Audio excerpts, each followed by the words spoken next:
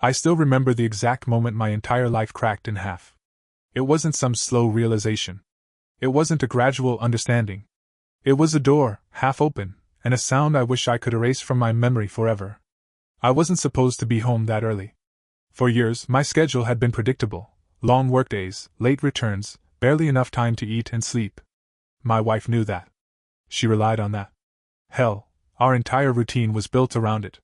But that day, everything shifted. I got sent home early.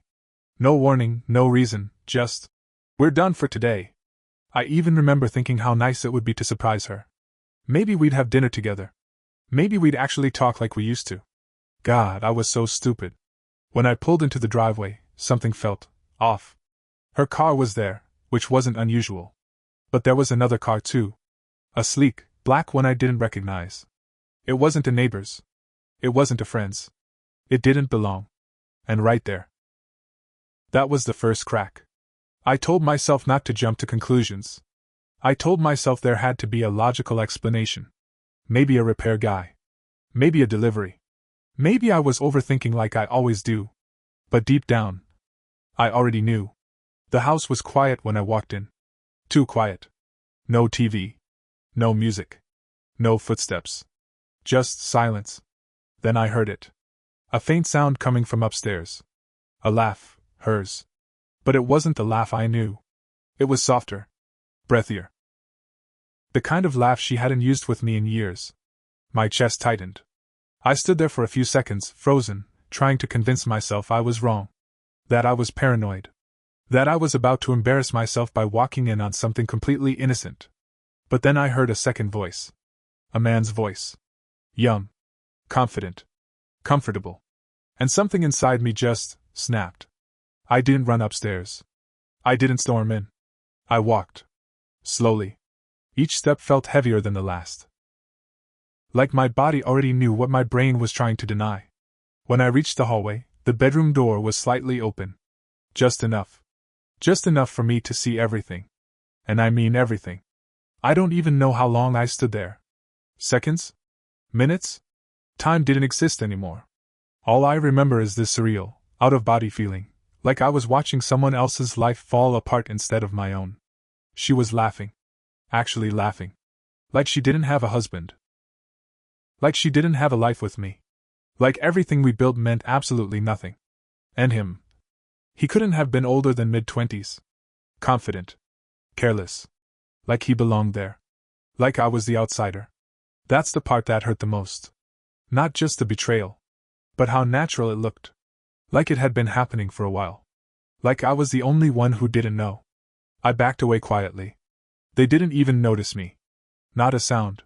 Not a reaction. Not a single hint that their entire secret had just been exposed. I went downstairs and just stood there in the kitchen, staring at nothing. My hands were shaking. My heart was pounding so hard I could hear it in my ears. And yet, I didn't feel anything at the same time. No screaming. No crying. No anger. Just numb. That's when it hit me. All the late nights. All the girls' dinners. All the times she snapped at me for asking simple questions. All the distance. All the coldness. It wasn't random. It wasn't stress. It wasn't just a phase. It was him. Or maybe, not just him.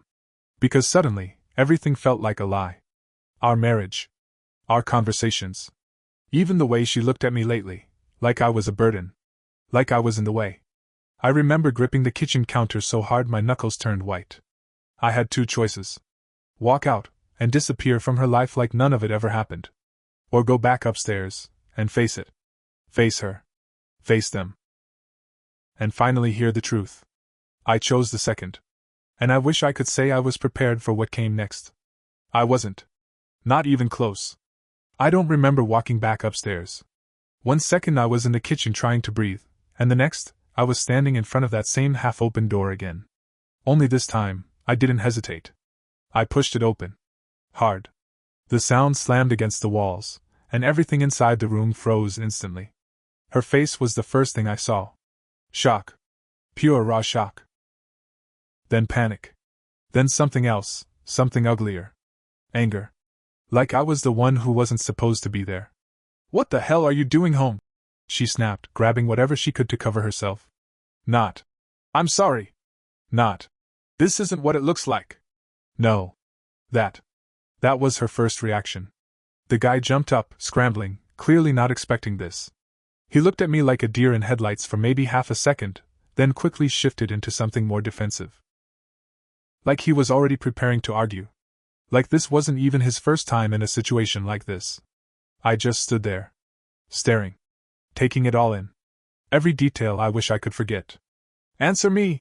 She yelled again, her voice sharp, aggressive, almost hysterical. And something inside me finally broke. I laughed. Not because it was funny, but because it was so unbelievably absurd. I live here, I said quietly. My voice didn't even sound like mine. She rolled her eyes. Actually rolled her eyes. You were supposed to be at work, she said, like I had somehow violated an agreement by showing up in my own house. That's when the anger hit. Fast. Violent. Burning. Yeah, I said, stepping further into the room. And you were supposed to be my wife. Silence. For a second, everything just stopped. Then she scoffed. A full-on scoff. Oh my God, don't start with that dramatic crap, she snapped. It's not what you think. I looked at the guy. He didn't say a word. Just stood there, tense, watching us like he was waiting for instructions. Like she was in charge. That told me everything I needed to know. Then explain it, I said. She hesitated. Just for a second. Then she switched. And I mean completely switched. Her tone softened, her expression changed, like someone flipping a switch. Okay, just calm down, she said, stepping toward me. You're overreacting. Overreacting. I felt something dark twist in my chest. You're standing in our bedroom, I said slowly. With another man, and I'm overreacting? She crossed her arms. Defensive now. You've been distant for months, she shot back. You're never home. You don't pay attention to me. What did you expect? There it was. Blame. Of course. It couldn't be her fault. It had to be mine. You cheated, I said, my voice low, steady. No, she snapped instantly. I didn't cheat. I blinked. For a second, I genuinely thought I misheard her. You didn't.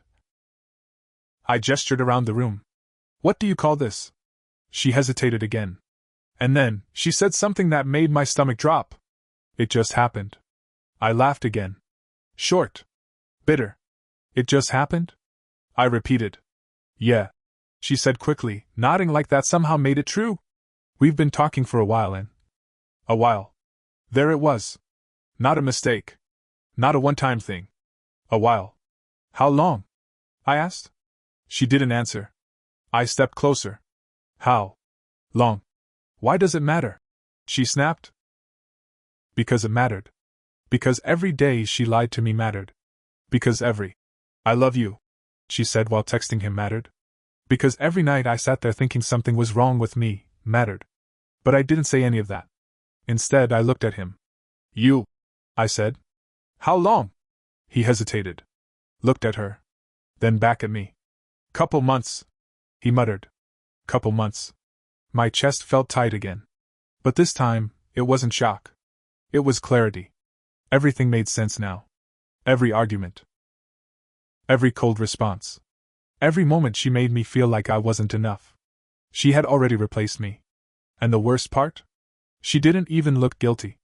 She looked annoyed. Like I was complicating her life. You need to leave, she said suddenly, pointing at the door. I stared at her. Excuse me? You heard me, she said, her voice rising again. You're making a scene. Just go cool off or something. I actually stepped back. Not because I was scared, but because I couldn't believe what I was hearing. This is my house, I said. No, she snapped. It's our house. And you brought him here, I said, pointing at the guy. She didn't even flinch. Yeah. So? That one word hit harder than anything else she said. No regret. No shame. Nothing. Just entitlement. That's when something inside me changed. Completely. The anger didn't go away. It got colder. Sharper. Controlled. And for the first time since I walked in, I stopped reacting and started thinking. Because in that moment, I realized something important. She thought she had the power. She thought she could twist this, blame me, push me out, control the narrative. She thought I was weak. She thought I'd break. But she had no idea what I was about to do next. And honestly, neither did I. Not yet. But one thing was certain.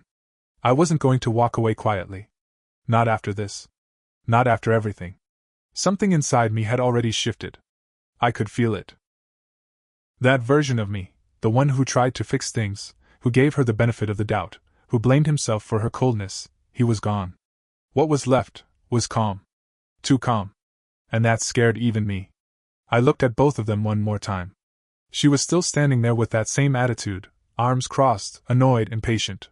Like this whole situation was just an inconvenience to her. And him? He stayed quiet. Watching. Waiting. Like he was trying to figure out how far he could push this. That's when I made my decision. Not out loud. Not dramatically. Just, internally. I turned around and walked out of the room. Yeah, that's right, walk away, she yelled after me. You always do that. You never deal with anything. I didn't respond. For once. I wasn't reacting to her noise. I went downstairs, grabbed my phone, and just stood there for a second, staring at it. My hands weren't shaking anymore.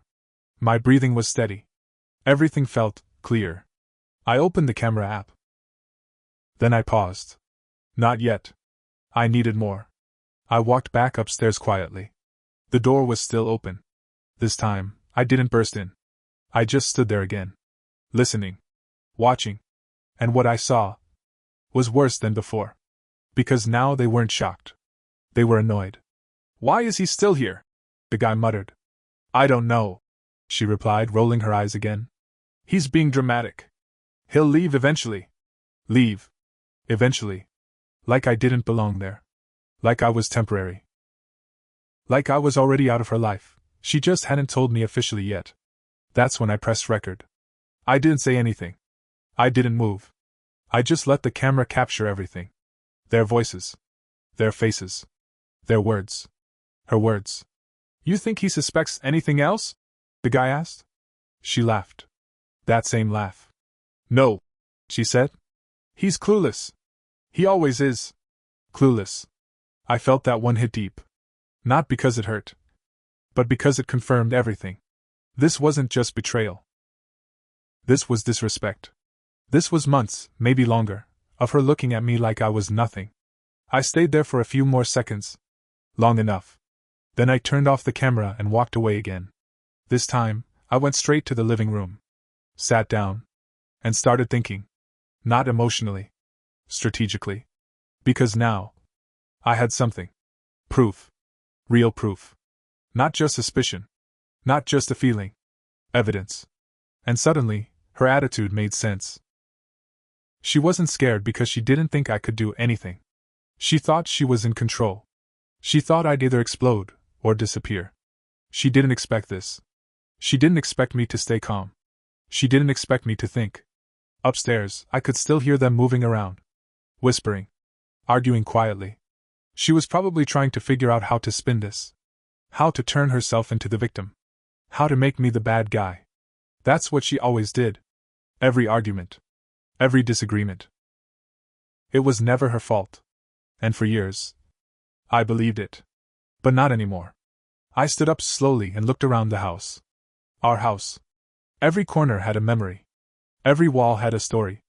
And suddenly, all of it felt fake. Like I'd been living in someone else's life. I grabbed my keys. My wallet. And then I stopped. For a second, I considered just leaving. Driving away. Never coming back. Starting over somewhere else. It would have been easier. Cleaner. No confrontation. No mess. But then I remembered her face. That look. That attitude. That complete lack of respect. And I knew. I wasn't done. Not even close. I walked back toward the stairs. Slowly. This time, when I stepped into the bedroom, they both looked at me again. But now, the energy was different. She looked irritated. He looked cautious. And I felt nothing. I'm leaving, I said calmly. Finally. she muttered under her breath. I ignored it. But before I do, I continued, looking directly at her. You should start thinking about what happens next. She frowned. What is that supposed to mean? I held up my phone. Just slightly. Not enough to show everything. But enough. Her eyes locked onto it instantly. And for the first time since I walked in, I saw it. Fear. Real fear. What did you do? She asked, her voice suddenly less confident. I didn't answer. I just looked at her, letting the silence do the work. You recorded this? She said, her tone shifting again, faster now, sharper, nervous. Still no answer. You can't do that. She snapped. That's illegal. I almost smiled. Because there it was. Not regret. Not guilt. Just panic about consequences. I'll see you soon, I said quietly. And then I walked out. This time. For real. But as I stepped outside and closed the door behind me, I already knew. This wasn't over. Not even close. In fact, it was just getting started. I didn't drive far. Just enough to get away from the house, and think. For the first time since everything happened, the emotions finally caught up to me. Not all at once. Not explosive. Just heavy. Like something sitting on my chest, making it hard to breathe. Shock. Anger. Disgust. But more than anything, clarity. Because now I wasn't guessing anymore. I wasn't doubting myself. I knew exactly who she was. And more importantly, I knew what I had to do. That same night I called a lawyer. I didn't overthink it. I didn't wait. I just did it. The next few days moved fast. Faster than I expected. I didn't go back to the house. Not once. Everything I needed was handled through messages and calls. And of course, through the evidence. The video. The moment her lawyer realized what I had, everything changed. Suddenly, her tone shifted. No more arrogance. No more attitude. Now it was. Let's be reasonable. Now it was. We can work this out peacefully. Funny how that works. She even tried calling me herself. More than once. The first time, I answered. Big mistake. Her voice was completely different. Soft. Careful. Almost fake sweet. Can we talk? She asked. I stayed silent. I didn't mean for it to happen like that. She continued. Things just got complicated. Complicated. That word again. Like betrayal was just some messy situation. You disrespected me, I said calmly. In my own home. She sighed. Like she was tired of explaining something obvious. You weren't there for me, she said. I felt alone. I almost laughed. Not because it was funny, but because it was predictable. Still blaming me. Even now. I was working, I said. For us. Well, I needed more than that. She snapped, the real her slipping through again. There it was. The truth. Not regret. Not remorse. Just entitlement. That was the last conversation we had. After that, everything went through lawyers. The process wasn't easy. But it was clean. Because of one thing. Proof. She couldn't twist it. She couldn't lie her way out of it. She couldn't turn herself into the victim this time. And that made all the difference. A few weeks later, it was done. Just like that.